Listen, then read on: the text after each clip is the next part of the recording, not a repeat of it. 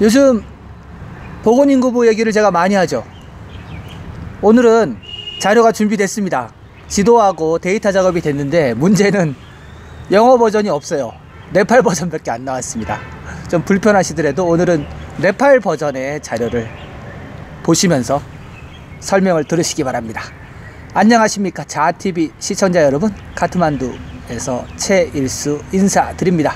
12월 2일 수요일 네팔 소식 전해드리도록 하겠습니다. 가장 먼저 네팔어로 된 코비드-19 소식과 그리고 두 가지 뉴스 이어나가도록 하겠습니다.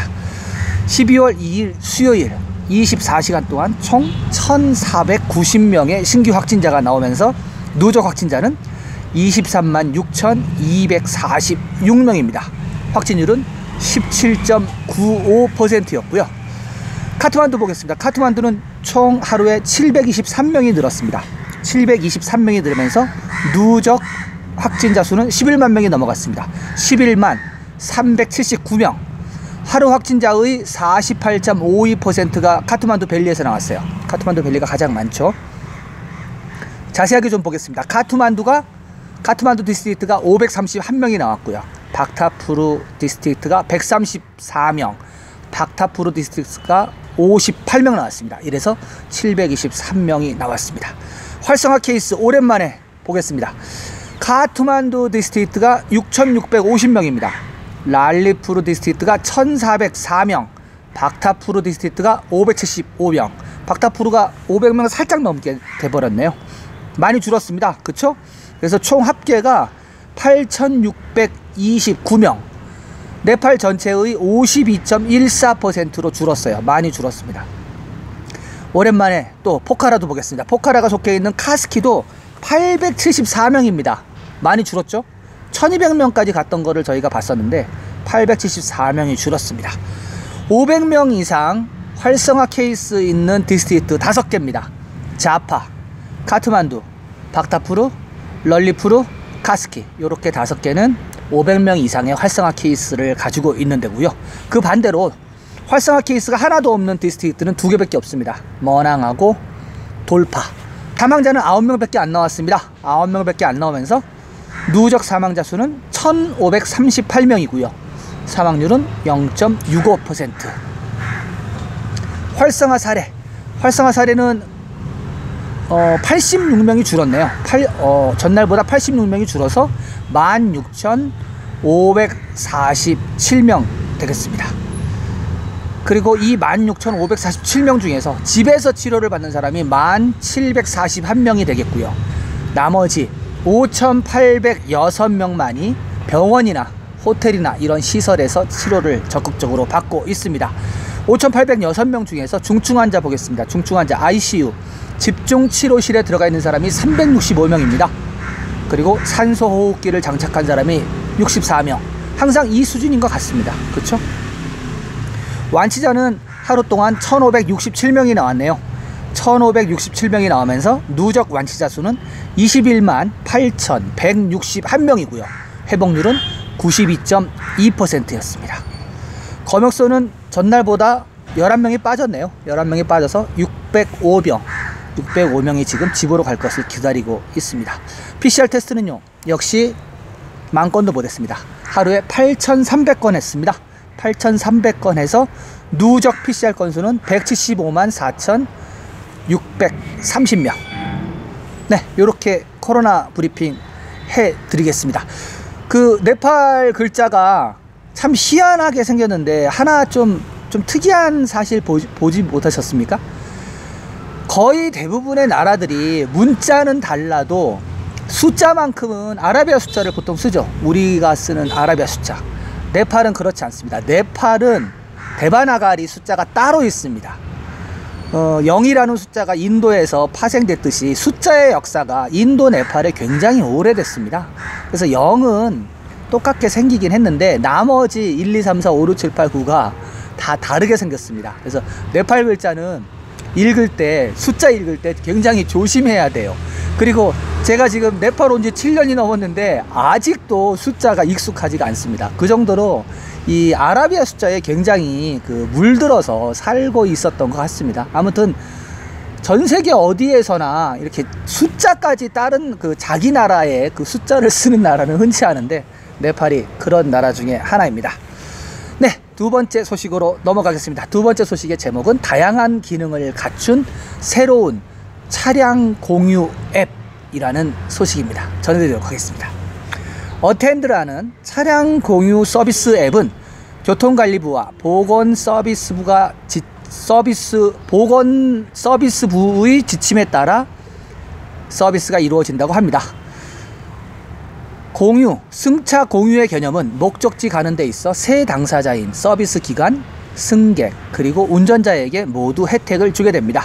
승차 공유 오토바이와 승용차는 정부가 준비한 절차에 따라 카트만두 계곡과 네팔 전역에서 이용할 수 있을 것이라고 개발 회사 측은 밝혔습니다.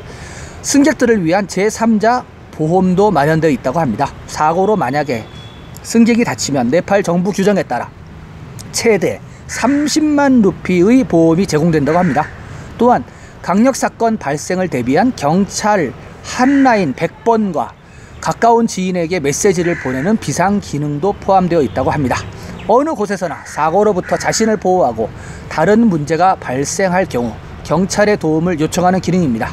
이 밖에도 인근에 있는 구급차를 호출하는 기능과 의약품, 의류, 가구점들을 연결하여 집집마다 배달하는 기능도 있다고 합니다. 당연히 전자결제도 할 수 있습니다.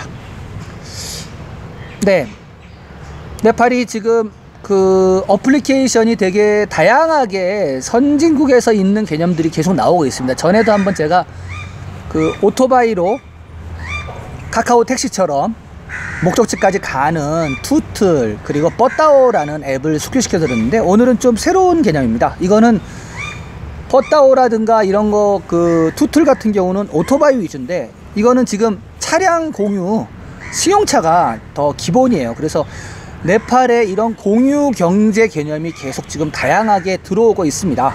그런데 아직 안 되는 거는 영수증입니다. 영수증. 택시도 그렇고 이렇게 뻗다오라든가 이런 거 탈 때 영수증을 처리할 수가 없습니다. 제가 영수증 말씀을 왜 드리냐면은, 영수증 처리가 돼야지 나라의 입장으로 볼 때는 세금을 체크할 수 있거든요. 근데 지금 아직도 영수증이 택시라든가 이런 뻗다오라든가 이런 것이 영수증 발행이 안 되기 때문에 정부에서 자꾸 이 공유 경제 쪽을 불법화 시키려고 하는 겁니다. 그래서 만약에 이게 한 발 더 나아간다고 하면은 영수증 개념까지 받아들여서 영수증까지 발행을 하고, 아니면 뭐 요즘은 뭐 이메일로 그냥 보낼 수도 있고, 그리고 메시지로 보낼 수도 있잖아요. 그런 시스템까지 구축을 한다고 하면은 이런 공유 경제가 정부로부터 좀 어떻게 불법화되는 것을 막을 수 있지 않을까, 뭐 저는 좀 그런 개인적인 생각을 갖고 있습니다. 아무튼 네팔은 택시부터 먼저 영수증 처리가 돼야 돼요. 택시가 너무 바가지 요금을 많이 받고, 그리고 너무 터무니없이 서비스를 하고 있거든요. 이제 그것을 막기 위해서는 정부도 그렇고 회사도 그렇고 좀 영수증 서비스를 해서 낼 건 내고, 세금을 낼 건 내고, 그리고 고객한테 정당하게 좀 요금을 받아야 되지 않는가, 좀 그런 생각을 해봅니다. 네, 두 번째 공유경제 차량 공유 앱 소식 이렇게 전해드리고요. 세 번째 소식으로 넘어가도록 하겠습니다. 제목은 모든 마을 지자체의 헬기 착륙장. 네, 모든 마을에 헬기 착륙장이 들어섰다고 합니다. 어느 지역인지 한번 가보도록 하겠습니다. 헤타호텔에서 들어온 소식입니다. 머간푸르 락시랑 지자체는 모든 마을에 헬기 착륙장을 건설했습니다. 헬기 착륙장은 응급한 사람들에게 즉각적인 구조와 구호를 제공할 목적으로 지자체 9개 마을에 모두 건설되었다고 합니다. 임산부나 응급 환자를 구하기 위해 설치된 것입니다. 헬기 착륙장은 마을 사람들의 노동 기부와는 별도로 마을 지자체가 헬기 착륙장 건설에 50만 루피를 냈다고 합니다. 외진 마을들은 도로망에 연결되어 있지 않습니다. 아픈 사람들과 고통에 처한 사람들은 구조를 위해 몇 시간 동안 들 것으로 옮겨져야 한다고 합니다. 지난해 한 마을에서 낙뢰로 최고 3명이 숨지고 17명이 다쳤습니다. 낙뢰로 의식을 잃은 사람들을 즉시 구출하지 못해 2사람이 더 사망했다고 합니다. 이곳 대부분의 마을들은 차가 다니는 곳까지 8시간 정도 나가야 된다고 합니다. 네. 헬기 착륙장이 들어갈 만하죠. 뭐 돈은 마을마다 뭐 50만 루피, 50만 루피면은 우리나라 돈으로 500만 원 정도 합니다. 500만 원 정도 하니까 큰 돈 아니고, 그리고 지금 보면은 마을에서 사람들이 다치면은 들 것을 들고 나가야 되는데 뭐 8, 9시간 걸린다고 합니다. 그러니까 이제 들 것으로 나가다가 사람이 사망을 하게 되겠죠. 그렇기 때문에 지금 이 햇다우타에 있는 머건푸르 디스트리에 있는 이 지자체 같은 경우는 시골 마을에, 외진 마을, 보통 이제 네팔에서는 리모트 에어리아 그렇습니다.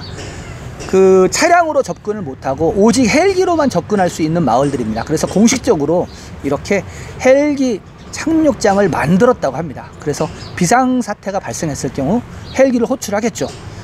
한국에도 이런 기능이 있죠. 닥터 헬기라 그래가지고 그 대한민국 정부에서 아주 큰 돈을 마련해서 전국에 시스템을 마련한 걸로 알고 있습니다.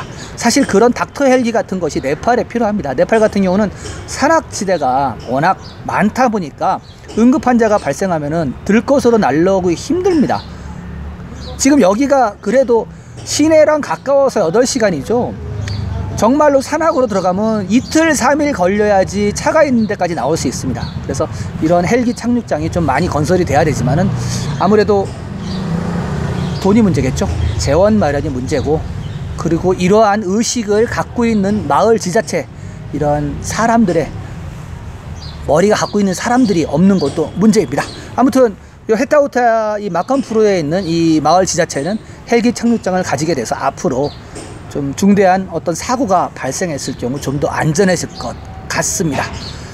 자티비는 매일매일 카트만두에서 여러분들께 네팔 소식을 전해드리고 있는데요. 지속적인 업데이트, 소식, 뉴스 원하시는 분은 구독 버튼 눌러주시고요. 구독 버튼 누르시면은 종 모양의 아이콘 뜹니다. 아이콘을 전체 설정으로 맞춰 놓으시면은 자티비에서 보내드리는 모든 소식을 가장 먼저 받아보실 수가 있겠습니다.